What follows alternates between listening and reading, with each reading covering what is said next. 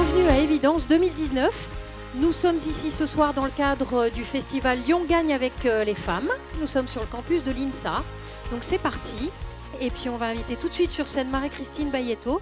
Cette année, nous avons établi un nouveau record, puisqu'à la rentrée, nous avons atteint le chiffre magique de 45% de jeunes femmes admises en première année. Nous déconstruisons ces idées reçues pour montrer que les métiers de l'ingénieur sont ouverts aux femmes, aux hommes, à tous. Que nous avons tout à gagner en mixant nos complémentarités. Et c'est le message d'aujourd'hui. Alors Nathalie, cofondatrice des Lumineuses, cofondatrice avec Marie-Sophie Obama de Lyon Gagne avec ses femmes. Le festival, il a pour vocation, il est né donc de notre volonté, Marie-Sophie et moi-même, de créer un événement sur Lyon. On a très très vite imaginé un festival qui puisse célébrer et porter la performance féminine dans tout un tas d'autres domaines. Et toute cette semaine, vous allez pouvoir trouver dans un certain nombre de lieux sur Lyon, donc plusieurs animations, tables rondes, conférences, ateliers. Comment on voit grand tout de suite plutôt que d'avoir peur d'être une femme, de manquer d'ambition. Bien entendu, l'égalité professionnelle progresse. Progresse principalement par trois aspects qu'on voulait souligner ce soir. Le premier, c'est la visibilité. Maintenant, le sujet, il est connu, il est posé sur la table. Donc, il y a vraiment un changement par rapport à voilà quelques années. Il n'y a plus une seule entreprise qui n'a pas inscrit l'égalité professionnelle parmi ses objectifs. Le deuxième, bien évidemment, c'est qu'heureusement, il y a de plus en plus de femmes qui ont des postes de responsabilité et que les différences de salaire s'amenuisent. Donc, c'est un levier également très important. Et puis, nous sommes dans une école d'ingénieurs. Il y a l'éducation des femmes. En 2016, 59% des bacheliers étaient des bachelières. L'égalité professionnelle progresse bien dans certaines catégories de la population. Ceci dit, il semblerait quand même qu'il soit vraiment compliqué lorsqu'on est issu de certains quartiers, lorsqu'on est plutôt dans des zones rurales ou lorsqu'on est dans des petites entreprises, de pouvoir exprimer son talent professionnel. On veut vraiment, au sein de l'âme, travailler ces poches de résistance. On veut les travailler, bien évidemment, hommes et femmes ensemble, mettre la lumière sur des hommes qui agissent concrètement en faveur de l'égalité professionnelle. Guy Maoumani, qui a fondé un mouvement absolument dingue qui s'appelle Jamais sans elle. En 2015, j'étais parrain de la promotion de l'EPITA. Très belle école. Et donc, j'arrive dans l'amphi. Alors, il y avait 280 étudiants dans cette promotion. Et j'ai compté comme ça, il y avait 14 femmes. À la fin de cette intervention, il y a une jeune fille qui est venue me voir et qui m'a dit, quand je suis arrivé en terminale, je suis allé voir mon conseiller d'orientation. Et je lui ai dit, ben voilà, moi j'ai toujours rêvé de faire l'informatique, qu'est-ce qu'il faut que je fasse comme étude? Et mon conseiller d'orientation m'a dit, ah ben c'est une super idée, il faut faire un BTS de secrétariat. Vous savez, ce gars de Google là, qui avait fait un article pour expliquer que l'informatique, ce n'était pas un métier pour les filles. Enfin bon, tout ça est absurde. Mais il suffit de voir tous ces pays, que ce soit en Asie, par exemple, en Indonésie, en Inde, etc., en Amérique du Sud, au Maghreb, où ce sont des métiers tout à fait féminisés. Donc c'est un problème qui est plutôt lié à la culture et à l'environnement. Et bon, à partir de maintenant, je ne participerai plus à une table ronde s'il n'y a pas au moins une femme. Tout ça est parti là, comme une véritable boule de neige. Hein. Il y a eu des dizaines d'hommes qui ont dit « mais c'est vrai ça, il a raison, moi aussi, moi aussi, moi aussi ». Et puis grâce, eh bien, je veux leur rendre hommage, parce que ce sont vraiment deux femmes qui font tout le boulot, c'est vraiment pas moi. Natacha Kester-Séméon et Tatiana Salomon. Il y a eu un travail absolument colossal qui a été fait. Puis après, on a créé une association. Et il y a aujourd'hui 300 hommes, près de 300, qui ont signé cet engagement. L'engagement des hommes sur ce sujet est tout à fait primordial. Il est absolument fondamental, d'abord, que des hommes s'engagent à laisser des places, mais aussi à ce que les femmes les prennent. Et c'est une vraie question de société, et non pas juste une question de défense des femmes. Moi, je suis pour les quotas.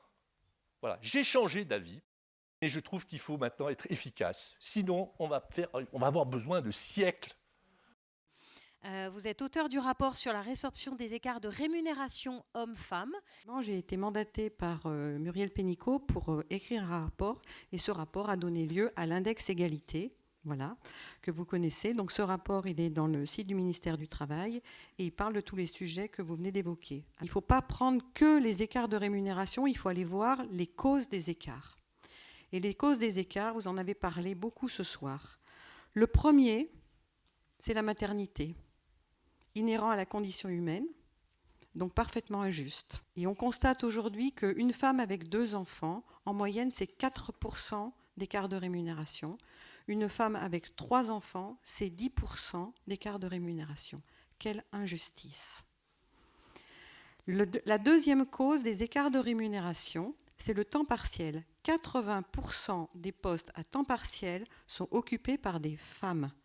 Alors il y a plein de raisons au blocage. Les femmes disent, moi si pour être manager il faut que je rentre tard le soir et que j'aille faire des formations le dimanche, eh ben, je préfère rester comme ça et je ne serai pas manager.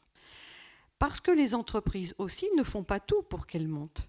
Dans les entreprises, il y a des postes, par exemple on vous dit, pour être directeur d'agence, il faut avoir fait ci et ça dans les ventes. Eh bien en fait, on ne permet pas à la femme d'avoir fait le poste qui va lui permettre d'être directrice d'agence, on l'a fait bifurquer avant. Voilà. Inconsciemment, il n'y a jamais de malveillance. Tout ceci est inconscient. Il faut faire évoluer sur la rémunération. Ce n'est pas seulement que les femmes aillent vers des métiers dits d'hommes ou les hommes des métiers dits de femmes, c'est que la valorisation des métiers soit équitable. Dans l'index, il y a 5 indicateurs. Le premier, c'est effectivement les écarts de rémunération. Donc, on essaye de peser le travail égal. Le deuxième indicateur, c'est le taux de femmes augmenté comparé au taux d'hommes augmentés. Le troisième indicateur, c'est les promotions. Et donc, on regarde bien qu'il y ait autant de femmes et d'hommes augmentés. Le quatrième indicateur, c'est la maternité. Et le cinquième indicateur, moi, c'est mon 5e élément, c'est le nombre de femmes dans les 10 plus hautes rémunérations. Bon, j'aspire au quota, je n'ai pas peur de le dire. Sur les stéréotypes, tant qu'on ne prend pas conscience de nos stéréotypes, tous autant qu'on est, on ne progresse pas, les femmes comme les hommes. Les femmes disent aussi à leur mari, tu ne sais pas t'occuper des enfants, je vais le faire. Il y a beaucoup d'hommes qui, en conférence, me disent, mais vous, on voudrait pouvoir dire dans les entreprises qu'on aimerait aussi pouvoir rentrer plus tôt chez nous le soir et avoir notre part dans la parentalité. Quand même un petit message pour les dames. 50% des écarts de rémunération des femmes cadres sont dus au fait que les femmes ne demandent pas. Vous avez plus de chances d'obtenir ce que vous demandez que ce que vous méritez. Aline Aubertin, la présidente de l'association Femmes Ingénieurs.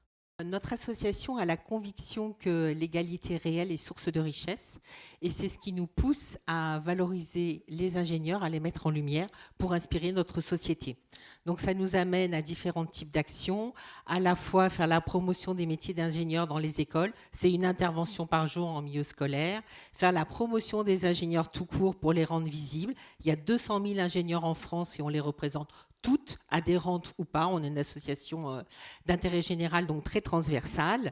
On aide les entreprises à avoir plus d'ingénieurs en leur sein, à la fois dans l'entreprise et dans les conseils d'administration. Et enfin, on est très en lien avec les pouvoirs publics de manière à les alimenter, à faire bouger les choses. Extrêmement important d'agir au niveau de l'éducation et on a des études qui montrent que ça marche, mais qu'il faut sensibiliser les filles plusieurs fois. C'est-à-dire que quand on les sensibilise à la fin de l'entretien ou de la rencontre qu'elles ont eue, leur vision des métiers va changer, mais si on ne refait rien, les stéréotypes reviennent en galop envers ces métiers.